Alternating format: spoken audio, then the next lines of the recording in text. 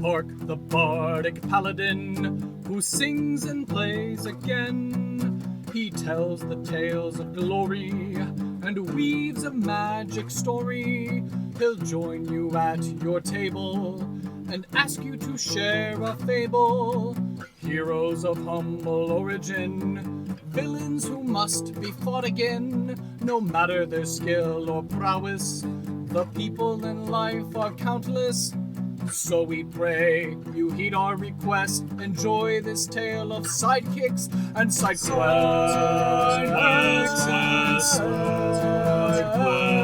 And side quests.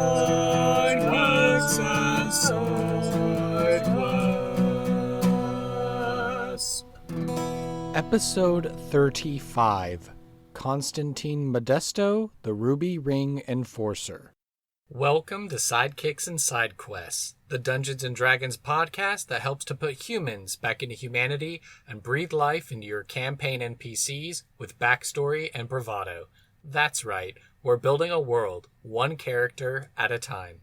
I am your host, Kurt Krenwelge, the Bardic Paladin, and I'll be joining Max Cicchino's table in the levitating platter.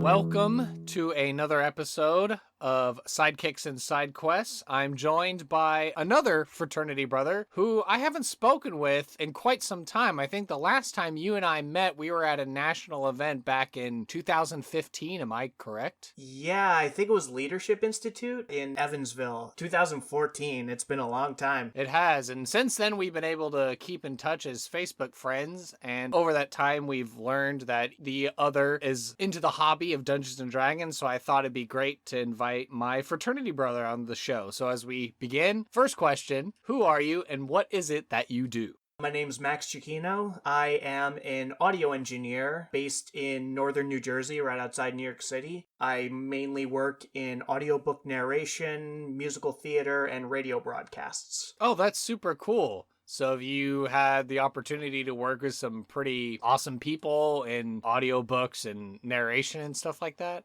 My work is remote. It's mostly post-production. It's after the audio is recorded. So I haven't met anyone famous personally, but I have edited the audio for tons of celebrities and famous authors. And sometimes the more high-profile people will record their own stuff. Mm-hmm. I got to work on audio by Colin Meloy, the singer from the Decemberists. My company does a lot of work with Simon & Schuster publishers. We do everything that Stephen King puts out. Wow. Yeah. That's cool. Awesome. Yeah, my job is to take audio and make it sound good. So it seems like podcasting might be second nature then, if you're not already running your own podcast.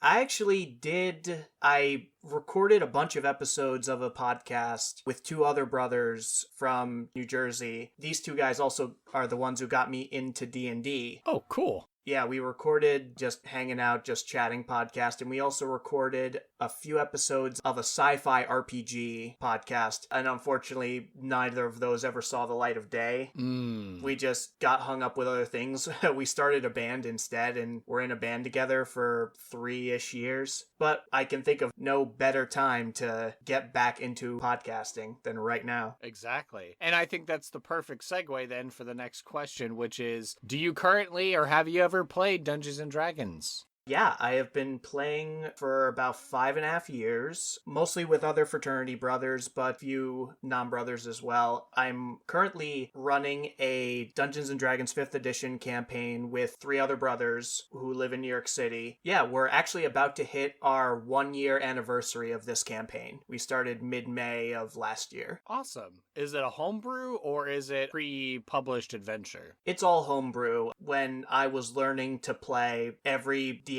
I ever had has always homebrewed their own world, their own campaign. That's kind of how I learned. I've checked out a bunch of pre-published adventures, and I have kind of borrowed some encounters, some larger adventures from there to put into my game, but it's all been very modular and set in my own fantasy world that I've created. Do you happen to have a favorite NPC from any one of your games, RPG, video game, etc.? And why are they your favorite NPC? Ooh, that's a tough one, because I love all my children. One NPC that comes to mind just because they're really recent, my players have stumbled upon the underbelly of the local area, met up with a character named Plum. And Plum is a gnome who is, in the public eye, a butcher in a small village, kind of a drive-by town. Okay. But runs an illegal fighting ring underneath the butcher shop. Okay. So my players stumbled upon this fighting ring, and the party's barbarian went in, ended up winning the night, and that prompted Plum to come down from their hiding place and start chatting them up and giving them a small delivery mission, being obtuse about what it is they're carrying and all that good stuff. Awesome. I had a lot of fun figuring out Plum's personality and mannerisms on the fly during our last session, and my characters seemed to really like them, so yeah. An otherwise normal, oh, it's a butcher, but the butcher secretly runs a fighting ring. That's a much more interesting NPC, and suddenly your players are a lot more interested in your world, which is always a bonus and makes our lives as dungeon masters a lot easier with the player buy-in and the verisimilitude of the world and stuff. I love that you know the word verisimilitude. It's one of my favorite words. Yes, I think it was back from high school English class, and I know Matt Colville likes to use that word a lot as well. So I'm thankful to Mr. Colville and my senior English teacher for making sure that I knew what that word was. So am I. I'm a big fan of Matt Colville. I'm a big fan of Critical Role. Right on. Going off of that, that's going into one of your future questions, what I'm passionate about. And if it's okay, we'll go a little bit out of order. Sure. One thing that I love about being a dungeon master is world building. I'm sure most dungeon masters have this special place in their heart for world building. That's something that I get a big kick out of between sessions when sometimes I'm like, okay, time to start writing for what's going to happen next session, but then my brain just goes off into, okay, no, I've got an idea for some world building that I'll put in right here. Exactly. I don't know if you've ever played Magic the Gathering. One time. Yeah, I've never actually played, but a lot of my friends have played. One thing that always struck me about Magic is that you have the name of the card, the picture, the art, all the mechanics, and then at the bottom you have the flavor text. And Magic is a competitive card game. It's about beating your opponent, and the flavor text doesn't really help you do that. So that got me thinking, why does Wizards of the Coast put flavor text in their cards if it doesn't help you win the game? And it's because it helps draw the players in and feel like the universe of Magic is a living, breathing world that they're playing in. So I kind of treat my world building like flavor text. It doesn't necessarily have to give the PCs a mechanical benefit, but it really helps with that verisimilitude. It helps them feel like the world that they're living in and playing in goes on with or without them. There's stuff going on that they don't see. Exactly. There's always wheels that are turning, cogs that are in motion, schemes that are being hatched. Exactly. Yeah, a great example from my game is I had my players get attacked by a pair of manticores, and after they beat them, they found their nest where I just rolled on the small treasure hoard on the DMG and came up with a bunch of art pieces, a couple statuettes, whatever. And art pieces in D&D have a very simple mechanical benefit. It's you sell it for gold. Right. But if I only cared about the mechanical benefit, I wouldn't be a dungeon master. So one thing I did was one of the art pieces was a gold locket with a painted picture in it. And I'm like, okay, cool. What if I put an inscription in there? So I put an inscription inside the locket that just said, "To my dearest Jace, we will meet again. Love, Arthur." And now that locket is a story. Yeah, there you go. Because now the PCs are going, who are Jace and Arthur? Did one of them get eaten by the manticore? And I was so happy that that specific example did exactly what I wanted it to, because at the next town, the PCs sold all of the art pieces for gold, except for the locket. Because they went to go return it? They haven't said one way or the other, but they liked the locket enough. It felt real to them, so they didn't sell it for gold. Awesome. Since we flipped out of order, do you happen to have a favorite side quest from your games, RPG, video games, etc.? And why is it your favorite side quest? I have a side quest written that my PCs haven't gotten to yet and may or may not get to. It might be something I save for another campaign. And it's actually, I take a lot of my inspiration for world building and adventures from history. Because of my audiobook work, I end up reading a lot. And so many times I'll be reading something and then the wheels will start clicking like, oh my God, this would be a great adventure. Right. I start writing notes to myself while I'm reading like, oh yeah, this works really well. So I have one side quest. It's based on the Great Halifax Explosion. I don't know if you've ever heard of that. I can't say that I have. So it is, to this day, the largest non-nuclear explosion made by man. Okay. It happened during World War I, where a boat full of high explosives was stopping in Halifax on the way from New York City to Europe for World War I, and the ship was on a collision course and crashed with another ship in a narrow strait in Halifax, Canada. Mm-hmm. Because of the collision, the boat caught fire, the explosives ignited, and essentially wiped out a half-mile radius around it. Just completely obliterated it. That's crazy. So when I was reading this book, I'm like, okay, I can tweak that into a little fantasy kind of a setting. So I have it written where it was some kind of magical weapon exploded on this boat in this city and wiped out a part of the city, but then left the area in the blast radius filled with latent chaotic magic. Oh, okay. Interesting. So the PCs will be hired, or for whatever reason, they will need to venture into this closed off section of the city to deal with the aftermath of this explosion. It's very cool to be able to look to history and the real world and figure out a way to mirror that in our fantasy worlds to try and problem solve and work out different solutions. So I hope that you're able to deploy that in the near future, whether that's today, whether that's tomorrow, but that sounds really cool. Thank you. All right. Well, since we've gone through our personal interview section, why don't we go ahead and make up an NPC?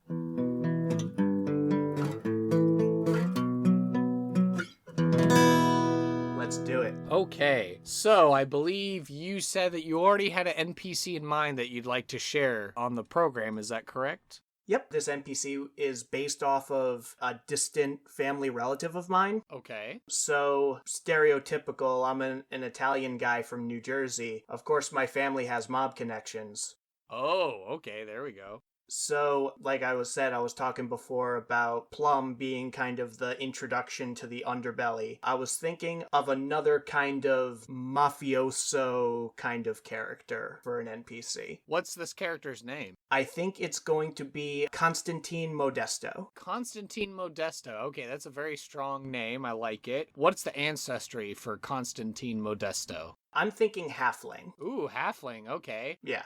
Constantine Modesto, the halfling. They're in this organized crime group, but what is their exact job or role then? My thought is, I think they're the intimidator. You don't look at a halfling and think scary. But that's what makes them intimidating, is that they are small but can do some real damage to you if you cross them. So he is the intimidator then for the organized crime family. Does this organized crime family group have a name, by the way?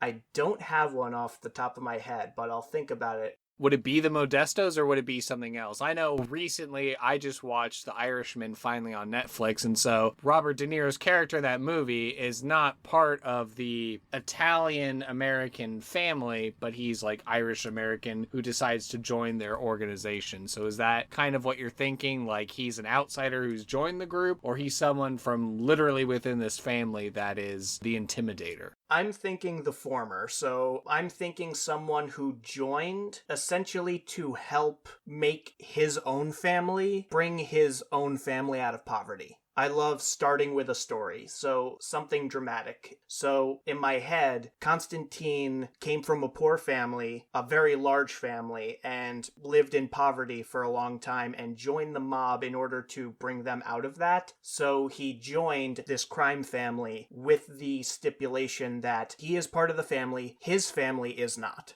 So his family get left out of, keep my family out of this and I'll do what you want kind of a guy. So he's bringing home the bacon, but he's trying not to get them to ask too many questions about where the bacon comes from. Correct. How old is Mr. Modesto then? I'd say he's been in the family for a long time. He joined the halfling equivalent of mid-20s. I don't remember where halfling lifespan is compared to humans, but I'm going to say he's in his early 40s. Early 40s equivalent or just early 40s for a halfling? Early 40s for a halfling. When we look at Constantine Modesto, what are we seeing? So when you look at Constantine Modesto, you're seeing salt and pepper hair, very fine, almost nobleman's type clothes, and a very visible coin pouch on his side. Any other distinctive physical features that someone would be made aware of, or is that all hidden or something? I think his default facial expression is kind of a talking out of his mouth kind of a deal. So like a little uptick on the side of his mouth. Actually, he probably would have a couple battle scars from getting into altercations. Let's go with he has a bit of a mangled ear. What 3 adjectives encapsulate Constantine Modesto? He's arrogant, he's generous, and he's enigmatic. Yeah, he doesn't give too much away. He carries himself as if you should absolutely know who he is, but you shouldn't know why everyone knows who he is. What is a valuable item, a piece of lore, a secret that this character might possess? And if it's not one of those 3, is there an ideal or concept that he prescribes to? He is loyal to his crime family, second only to his actual family.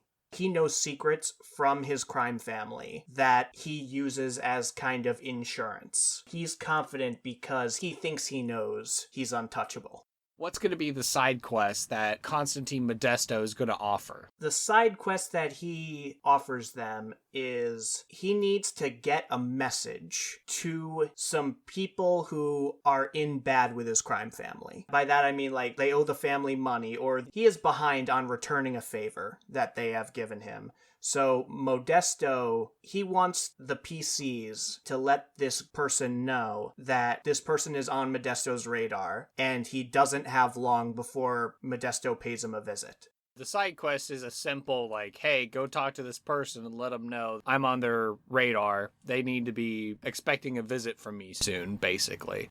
Yeah, but a rub that they might be able to figure out as they're doing this quest is that the intimidation message they're giving this person is really a coded message. Modesto and this person, their relationship is not of intimidation. This is more of an ally communication that is under the guise of intimidation. So what's going to be the reward then when they succeed in delivering this? On the surface seems like an intimidation, but really is a coded message. This person that the PCs go to meet with under the guise of, oh, well, please don't do anything. Here's my gift to the family. And the gift is actually the reply of this coded message. So when it comes back to Modesto, I would say it's a message wrapped with a treasure. So maybe their reward is a favor from him and the family. Ooh, okay. That is a big recurring theme in Goodfellas, Godfather, The Irishman. Favors are more valuable than money. On the flip side then, because you have to plan for it, what's going to be the consequence of failure or refusing the call? I'd say the consequence is they have now made an enemy of the family. The family's fingers are widespread. They now might have problems doing their adventuring duties in other places that this family has influence. Even if it's not any fault of their own, I don't know why it would happen, but something happens to this person they're supposed to meet and they end up dead or something before they can get the message to them. They're still going to get in trouble with the family, or is it varying degrees of severity as far as that failure or non-completion is concerned? I would say that there's definitely multiple fail states, to quote Matt Colville. Right, exactly. Cheers, Matt Colville. Yeah, like if they show up and this guy is dead already, then that ends up being additional valuable information for the family. If this person was murdered, okay, someone might be onto the ruse. So, depending on the circumstances, Modesto, who would be the person making the contact with the PCs, might not take that information to the crime family. He might keep that under his hat and keep the PCs as informants for him, not necessarily informants or associates of the family. Did you review any of the other optional questions, or do you feel like we've painted a pretty good NPC? I think we talked a little bit about Modesto's goals and motivations. He's trying to keep his biological family prosperous while also safe. And his general personality is, if he talks the talk and walks the walk, then people are hesitant to mess with the people he cares about. He talks out of the side of his mouth, so that affects generally how he sounds and talks to people then, or does he only talk out of the side of his mouth in certain regards and he speaks normally, with other people or something? I would say there's a little bit of a front that he puts forward, like maybe if he's just around his family, he kind of lets up on that a bit, but it's definitely in his professional life. He wants people to wonder about him. Has Modesto made any impact on the world? How has he shaped the local area, and are there any current problems that keep him from being a bigger player on the stage? I think he always has someone above him in the family who may or may not keep him down, almost like the 9 hells work in D&D. All the devils keep the devils below them from climbing up the ladder. It's kind of a more mundane version of that. There's definitely a boss of this family. There's mafia politics going on. Exactly. He has definitely built up power in his local area. People know who he is, but even the people who know him know that there's a bigger fish out there. All right, perfect. Well, I think we've painted quite the portrait of a man, and I think without further ado, it's time to head into a random encounter.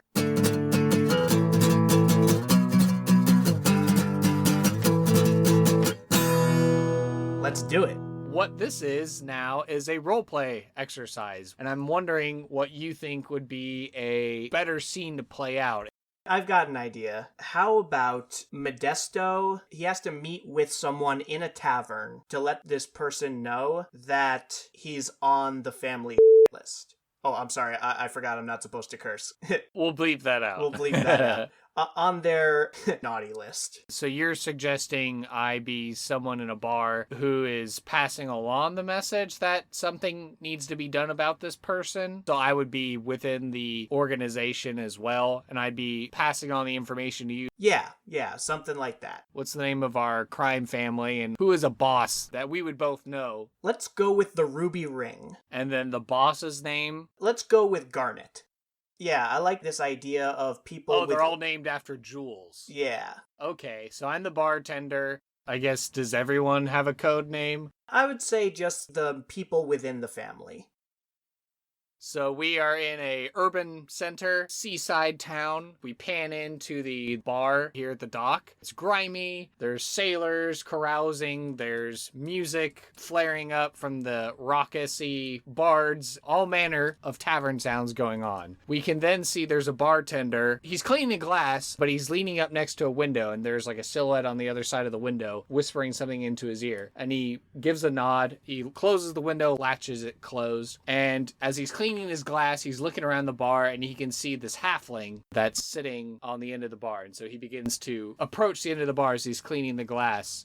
Hey, Modesto, I got word. What'd you get word about? I got word from Garnet. Says we got a little problem that needs to be resolved. And what is the name of this problem? Fishmonger down the way. Garnet says that he's getting a bit uppity and making problems with the family. So says you needs to go down and set him straight. Let him know who's in charge. Alright, so this fishmonger kid. What are his, what can I use to get to him? What would he not like to lose?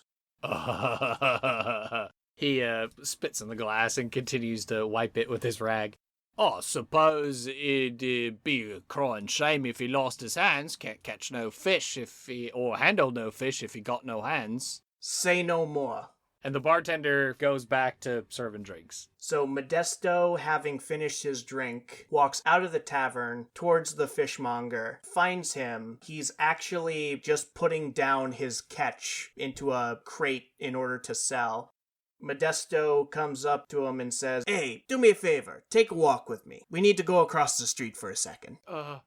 Okay, sure. And he takes the fishmonger and is actually walking arm in arm with him, like elbows linked. He goes, "You can't be doing what you're doing. It gets around real quick." Okay. As he's about halfway across to the other end of the street, Modesto grabs his wrist, gives it a little twist, give him something to think about. Ow. Hey, quiet. No, come on. You're all right. It'll heal. Just don't do it again, all right? All right.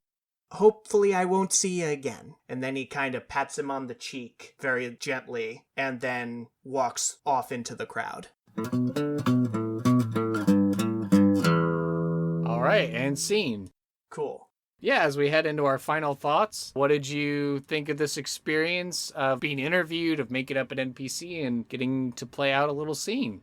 I had a really great time. Thanks so much, Kurt, for inviting me on. How'd you think the scene we did went? I think it went pretty good. I was not expecting Modesto to go handle it himself, but of course, our mere random encounter is just that. It's random, and it's merely just one facet, one viewpoint into how the side quest could have possibly turned out. So it's up to you, Dungeon Masters, to figure out how you would implement Modesto's side quest into your world, into your story.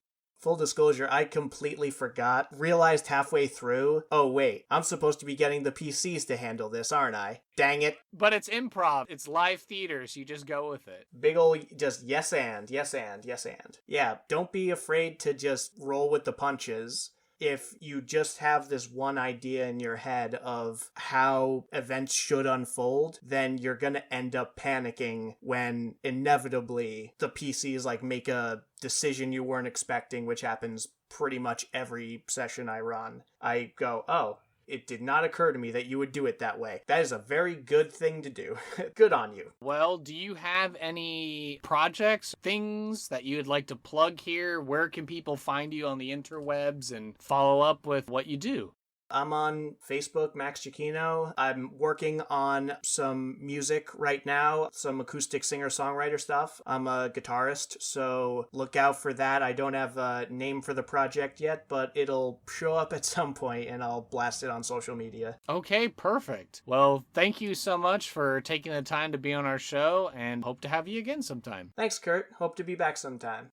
Thank you for listening to this episode of Sidekicks and Side Quests. Be sure to subscribe to the podcast through Apple Podcast, Google Play, and Overcast, or feel free to save the RSS feed to use the app of your choice. Visit our website, https://sidekicksandsidequests.com for links, write-ups of the NPCs, and to learn more about the podcast. To stay up to date and share your fan creations, you can like and follow the podcast on social media by searching for @SideKQPodcast on Facebook and Twitter. The podcast is also on Reddit, so join our subreddit community at r/SideKQPodcast to share your art, stories, discussions, and commentary. If you'd like to hail the bard, send an email to sidekicksandsidequests, all one word, @gmail.com. I ask that you please leave an honest review on iTunes to help spread the word about the show. Sidekicks and Sidequests is unofficial fan content permitted under the fan content policy, meaning I'm not approved or endorsed by Wizards. Portions of the materials used are property of Wizards of the Coast. Copyright Wizards of the Coast, LLC. Thank you for your support, and I'll see you at the pub next time. Bar to rock on 1, 2, 1, 2, 3, 4.